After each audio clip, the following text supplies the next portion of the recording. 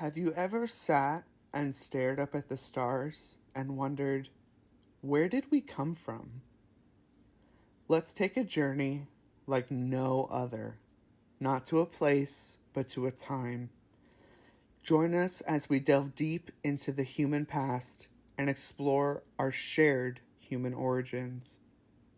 Welcome to the world of paleoanthropology.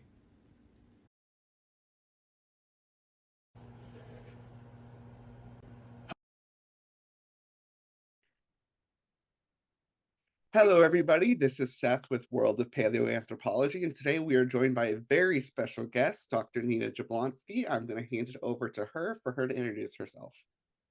Greetings, Seth, and I'm really happy to be with you and your audience today. I'm a biological anthropologist. I work now at the Pennsylvania State University, where I've been for the last 17 or so years, and I've been a paleoanthropologist for much longer than that. When I look at my own CV, I think, oh my goodness, but it's been over 40 years since I had my PhD, so I've been at this a long time and still loving it. And, isn't that the most important part at the It end? is. So you mentioned, of course, that you're absolutely loving it still, but what brought this love about? How did this 40-year career of just, and for those who don't know you, you've made some extreme progress and papers and hypotheses and theses that have really changed how we view human diversity, which we'll get into in a little bit. But how did this all come about? How did you get interested in paleontology and paleoanthropology? Well, I think the reason that it's been able to stay with me like a compelling interest is because it's never seemed like a job or work to me. I started my interest in fossils and the ancient world when I was a tiny child and picked up fossils on my own driveway when I was a a tiny kid. My father told me that they were millions of years old. I didn't know what a million was, but it seemed like a pretty cool long period of time. And over the years, I found myself just intrigued by human evolution. I watched early National Geographic specials about Lewis and Mary Leakey at Olduvai Gorge, and these really excited my interest. Although my parents wanted me to go to medical school, I really didn't want to go to medical school, and I ended up being a biology student as an undergraduate, but then going on to study biological anthropology, or physical anthropology as it was then, after my undergraduate degree. So I've really never looked back. I've enjoyed studying anatomy, paleontology, and the evolution of animals relative to the environment, primarily primates, including humans, for more than 40 years. I spent a lot of my early career, studying the evolution of old world monkeys, and I still study the evolution of old world monkeys, and am publishing papers on that topic still, although most people know me for other work. So I guess what it comes down to is that I I am doing what I've always loved to do. And I love thinking about problems of evolution. I think when it comes down to the most emotional level, I love thinking about what was experienced in the past by members of our own lineage and by our more distant primate relatives. And I enjoy imagining what we can never fully reconstruct. So I guess I live in this sort of more tangible imaginarium, um, and I really enjoy it. And, if enjoyment is any sign of the work that you do, you must enjoy it, because some of the work that you've put out has truly, I mean, when I first started being interested in paleoanthropology and anthropology in general, which was back in 2013, I took a bioanth 101 class, and you were one of the first people we actually read something about and read something from. So you've been on my radar for about 10 years now. which is as long as I've been doing any of this. And I am enthralled that I'm talking to you today. And I just wanted to know, what do you think is your most influential work? Your work that has had its biggest note on anthropology? Yeah, thank you for the question.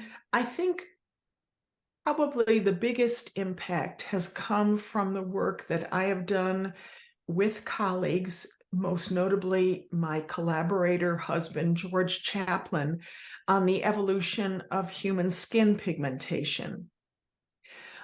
It's important to point out that that work was built on the shoulders of a lot of other work on the evolution of primates, the evolution of humans, and basically an interest in comparative anatomy, comparative physiology. I came to that topic really only about 25 or so years ago, and it was not what I originally set out to do. So I think it has been by far our most impactful body of work because people are interested in what they look like. Human skin pigmentation is one of our most visible traits, and it's a trait that has come to have sort of a lot of social meaning uh, over time. And because of this, because of the historical depth uh, and weight of meaning of skin color, our work has probably taken on sort of more import than it might otherwise have. So we've worked to understand the evolutionary basis of skin pigmentation variation, but also as part of that to help people understand how the observations of skin color done primarily by Europeans in the Enlightenment changed the way people thought about skin color, thought about the people who have different skin colors, and basically led to the formation of races and, sadly, a legacy of several centuries of racism. So we're known best, certainly, for that. And I continue to work very, very actively on the basic science, as well as all of the sort of educational outreach leading from that. But it's only one part of the piece of my work. And I'm really proud of a lot of the paleontological work that I did, which fewer people know about, on the evolution of old world monkeys in Africa and in Asia, on bringing to light the fossil record of the first ancient fossil chimpanzee, and other things that I've studied, including tarsier biology. So, it's I've I've had a career that has been able, that I feel expresses my personality, in that I'm interested in many, many things, and I've pursued many things with interest and fervor. I've published some papers that were just fun for me to think about. And I guess that may sound immature, but I'm happy that some of those have had impact. I'm happy that the work that we started to do really quite by accident on the evolution of human skin and skin color has come to be helpful to many people in many ways. And I continue to work on that because I believe that it's one of the ways in which biological anthropologists can help people understand how they came to be as they are, and how they came to regard one another as they do. Wow. So a lot to unpack there that I want to talk about. First of all, most importantly, I think your work has shown that skin color is not a defining factor in biological race, but also B, there really is no such thing as biological races, that I think is really important for people to understand. And so many people assume skin color automatically designates race, but your work and of course the work of others has shown that that's completely not the case. So, how do you think showing that has helped society? Or what do you hope it will do for society? Well, gradually, Seth, uh, more and more people, including sort of regular folks, teachers, kids, as well as scientists and doctors, are beginning to understand this. And this is because not only of because of our work, but because many geneticists have gotten interested in the evolution of skin pigmentation and the genetic basis of this. And really, as part of the big project of the human genome and understanding the human genome, it's become clear that, that no human races exist and that skin pigmentation genes certainly help support this strong conclusion. So, I think this is a really important movement. It's going to take a long time for this information to penetrate into our educational systems, but even longer to penetrate into society, because the effect that the creation of races and the reality of racism throughout the world has created has had, well, the effects have been many, have been structural, have been deep, and have been emotional. When you travel throughout the world, in many parts of the world, including South Africa and the United States, you see the real structural residues, as it were, the real effects of systematic racism that was based on a series of false premises. But it doesn't matter that race doesn't exist, because people 50, 100, and more years ago thought it did exist, thought that races were in a strict hierarchy, and thought that people should be physically segregated and treated differently because of this. So I and others who are talking about the absence of races, the absence of biological or other evidence for races, we can continue our educational work. But what is also very important is that governments begin to wrestle with the reality of what racism from past decades and centuries has caused in terms of changes in the physical and social infrastructure of many countries. So, this is something way beyond, I mean, I hate to say, in a stupid phrase, it's way beyond my pay grade. But, I, as one little biological anthropologist, can make representations to teachers, to doctors, to other scholars about this. But what is a much bigger thing to think about is, how do we begin to tackle the effects of race and structural racism in many parts of the world? That definitely does seem to be the upcoming challenge that we're going to have to face as a society, and to progress, we're going to have to overcome that. Um, Switching topics a little bit, going towards your paleontological work. Mm. You mentioned that you're working on the last ancient ancestor of chimpanzees. Now, I'm assuming a lot of this work is going to be embargoed at the moment. Um, Uh, well, actually, that work, Seth, was published in 2005.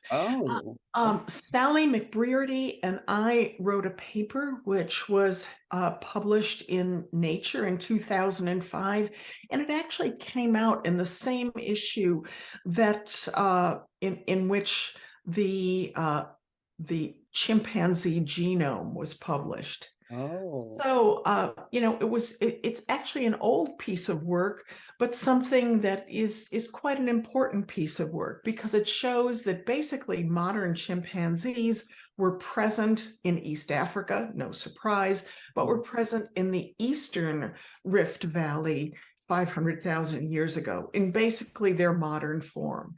So it's cool. There were several teeth that were produced from the Captherin site. And although Sally and her team went back to look for more remains, there were never any other remains found.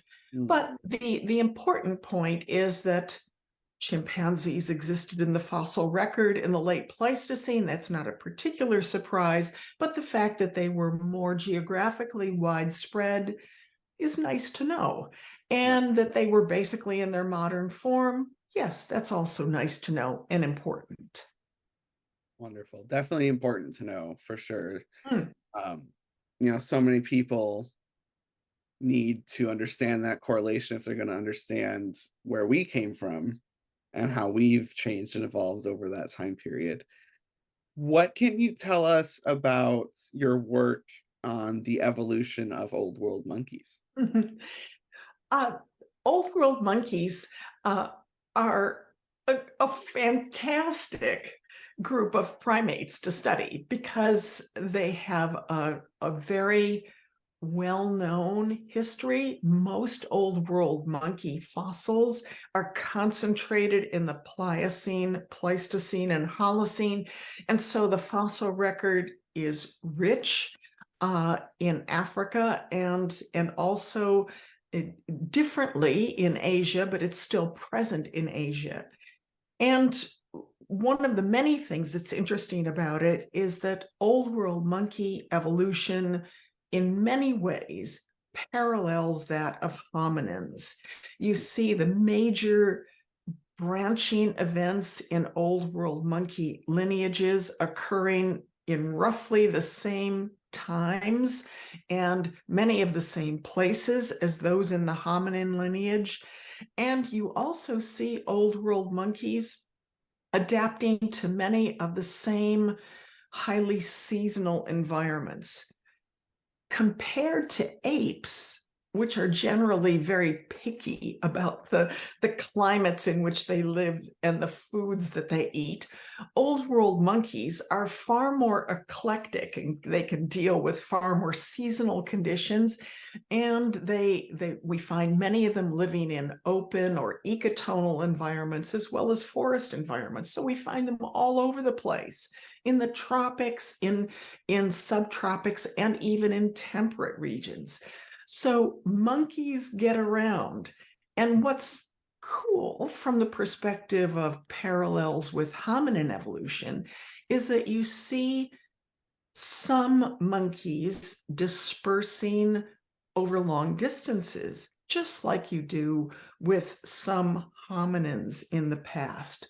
So old world monkeys, especially those that had that were adapted to seasonal conditions and that could switch from one food to another, were able to disperse and colonize environments over long distances. So, for instance, the genus Therapithecus, which is very widespread in Africa in the Pliocene and Pleistocene, uh, dispersed, or members of it dispersed out of Africa at least once and possibly more times. And we find good, albeit sparse, fossil evidence of Therapithecus in India and Southeast Asia in the Pleistocene. So this is really interesting that these Pleistocene primates are following similar patterns, and hominins and old world monkeys share a lot in their ability to live under seasonal conditions, their ability to switch from one diet source to another. And old world monkeys are interesting because they're doing this without any stone tools, without the benefit of any culture. So they're pushing the limits of primateness, as it were, without the benefit of culture. Right, right. That's fascinating to think about. So when we're talking about these dispersals and then being able to make them, of course, without stone tools and without culture, what advantages did they have that allowed them to make these dispersals? There were a few. Uh, Old world monkeys, for those people who don't live in the world of old world monkeys and don't know all their details, old world monkeys are really cool, and they're divided into two major groups. One group has sort of a simple digestive system. The Cercopithecine monkeys, they have cheek pouches. The other group, the Colobine monkeys, has a ruminant digestive system. So they lack cheek pouches, but they have this complex stomach that allows them to break down cellulose. Now, the cool thing about both of these lineages is that they can exploit a wide range of foods and seasonally changing foods. And the Colobine monkeys in particular are able to go into quite extreme environments because they can eat all sorts of pretty low quality vegetation. They don't need fruits. In fact, they get sick if they eat ripe fruits because of their ruminant digestive system.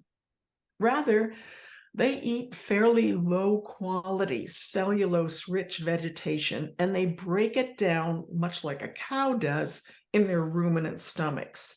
So as long as they're getting enough leaves or grass or something, they can break it down in their stomach and live just happily.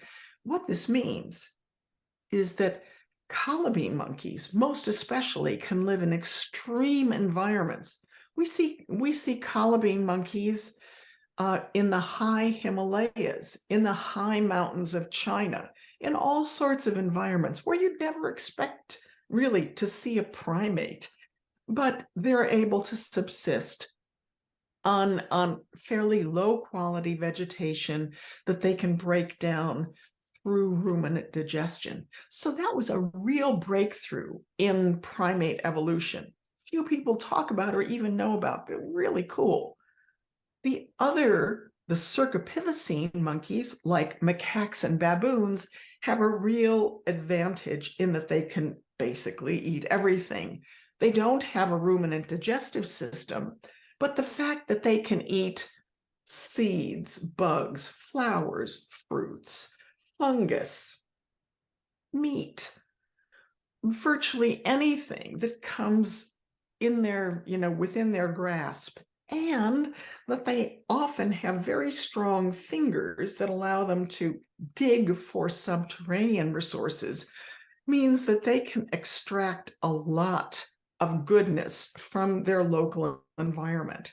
They can eat things on trees like we see apes do, but they can also dig and find insects, rhizomes, underground storage organs to eat.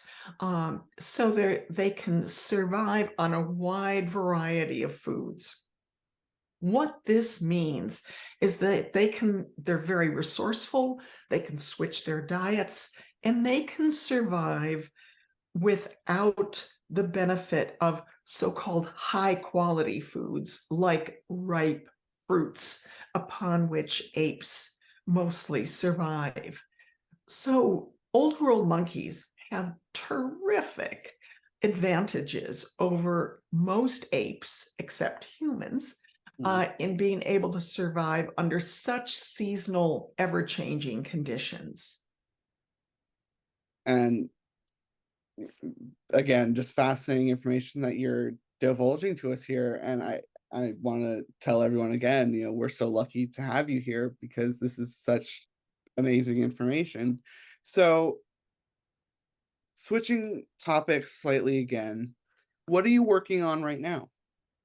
I'm working on a few different things. I mean, the evolution of skin and skin pigmentation and all the things related to it, including things related to skin color and race, Mhm. continue to be, just sort of this huge body of work that seems to be almost ever growing. So there continues to be sort of fundamental work going forward in that, especially in the development of new scales uh, for measuring skin color.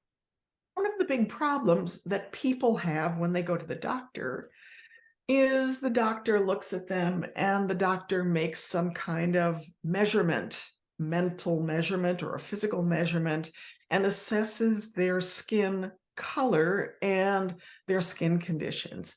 And right now, there is no universally acceptable um, global agreement as to what a good scale for skin color is.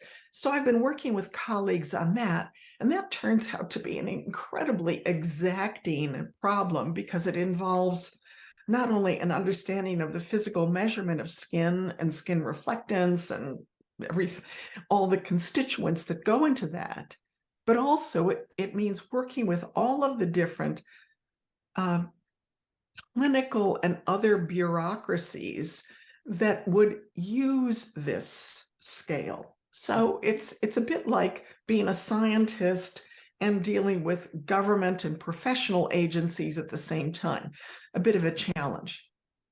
Uh, I'm also working on more educational materials for kids. I've got a new co-authored book on skin color coming out in the United States. This is on top of the book that we published 5 years ago in South Africa for kids. So that that continues to be a big part of my educational work. So that's fun.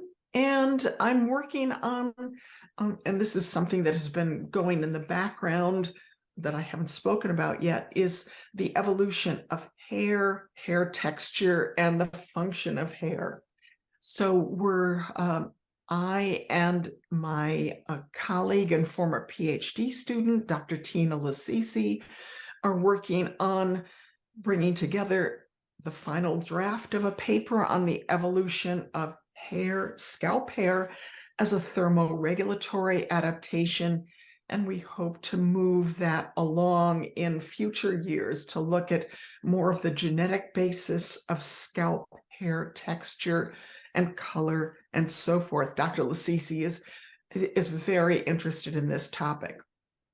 And then lastly, I'm finishing up some work on the evolution of old world monkeys and mammals in China that I began years ago, as well as work on the evolution of old world monkeys in Ethiopia that I began around a decade ago.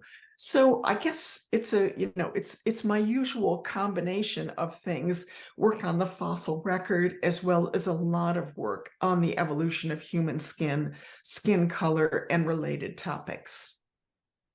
That is amazing. That is a workload for sure. And are you still an active professor I teaching? am. I am. Oh, I'm getting ready to evolve my role into a new sort of officially retired but still active position. And one of the reasons I'm doing that is I've just pooped out, gotten yeah. exhausted by committee work, academic committee work. And so I'm looking forward to having less academic committee work, but still, an active load of writing and outreach. Mm. I enjoy doing things like this, for instance, as well as writing books for kids and trying my best to help humans understand their own evolution and situation. And that is such a beautiful thing that I think is something that unites many anthropologists, at least it should. The betterance of the human species should, I think, is generally the goal of many of us. And it's something that differentiates our field, I think, from practically anything else. Yeah. And, I think it's important. Not everyone who goes into biological anthropology or paleoanthropology feels comfortable, doing, public outreach or educational work, but everyone can contribute in some way. Because whether we're studying some, specialized aspect of human biology or genomics, or, something related to human physiology or deep fossil history, we can make a contribution that can really enrich human life. And we can bring that information, even if we don't want to talk about it in public and do a podcast, we can still bring that information to the public in various ways through writing, through various other channels. There are many ways in which biological anthropologists can really enrich humanity at large. Absolutely. So, with that in mind, if there was one thing you could change about the field at large, what would it be? What an interesting question. If there was one thing I would change, I think one of the big issues that especially plagues younger students in our field, and I don't mean um, younger undergraduates or graduate students necessarily, but younger workers in general, is that there is a hesitancy to approach questions that may be directly related to the modern human condition. People are worried about sticking their head above the parapet, as it were. Mhm. And part of this has to do with the nature of the media, including the social media environment in which we now live. I think it's really important that people continue to try their best to communicate honestly and forthrightly about the work that they do, and that they not shy away from explaining things of social relevance that have a bearing or a foundation in biology, that they not shy away from these topics, and that they learn how to speak about them in as non-pejorative and non-judgmental a way as possible. We can always be faulted for the way that we speak about human variation or human history, but we can also try our best to be objective, clearly spoken, and make very plain what our background is. So I guess if there was one thing I would like to change, it would be that young workers in general not be shy about tackling questions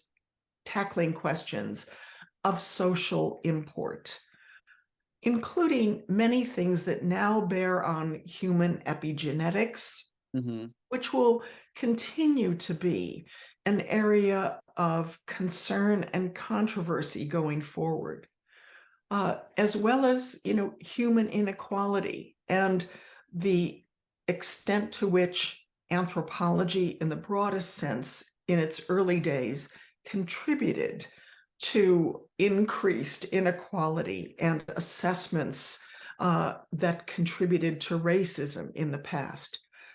So, I think we need to be honest about our own background, but also not be shy about venturing forth and helping people understand the current human condition to the best extent possible. And, returning to what we said a little earlier and combining with what you just said now, the human condition is really what it's all about. And understanding it, being able to improve it, and being able to understand not even to just change what's wrong, but to understand why it's wrong so we can do better in the future. And Exactly. Exactly. And a lot of that doing better in the future comes from changing the understanding, often early in the educational career of an individual. And I guess that's one of the reasons that I'm spending time now working so much on early childhood education, is because I think that, if we can create a new cognitive framework for the decision makers of the future, that we might all be better off. But this takes a sustained effort over many generations, involving not only sort of well-meaning scholars here and there, but also, you know, politicians, um, social leaders of all kinds. This is something that is big, because really the future of humanity and the future of our planet depends upon it. So I think we'll finish off with, how do you think everyday people can help reach that goal and help um, contribute to the betterment of our understanding of ourselves, our society, and moving forward? Well, I think everyone can learn a little bit about human evolution in the simplest way. I mean, it sounds like something arcane and, not very relevant. But when you learn a little bit about how we came to be physically and how our minds came to be as they are, you can understand a lot about your own physical maladies, about the problems that plague us in public health. And you can also understand, a lot of why our brains work the way we do, why they do, why people love to stare at their cell phones at, moving things, and why they like online gambling and all sorts of weird stuff like that. Human evolution and the study of the evolution of the human body, including the brain, unlocks mysteries that are of practical relevance to everybody. And you can learn a little bit about these things very, very quickly using some good, reliable online resources.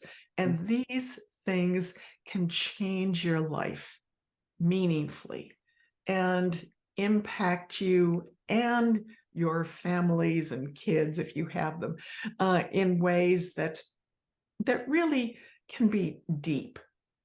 And one of the things that this knowledge will do is that you realize that humans have this incredibly versatile toolkit of behaviors that involve being with one another, conversing with one another in person, touching one another. Whoa, doing all of these things that help to enrich our communication and reduce anxiety.